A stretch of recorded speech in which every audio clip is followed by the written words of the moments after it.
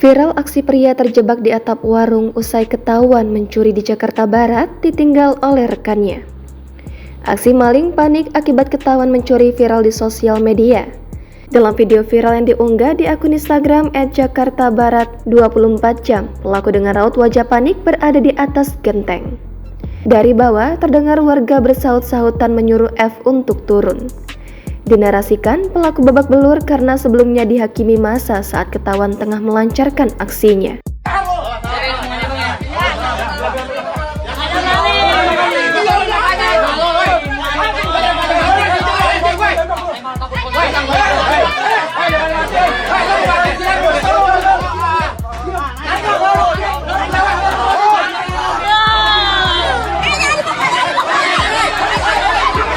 Kapolsek Palmerah, Kompol Dodi Abdul Rohim membenarkan adanya peristiwa yang terjadi sekitar sepekan lalu itu.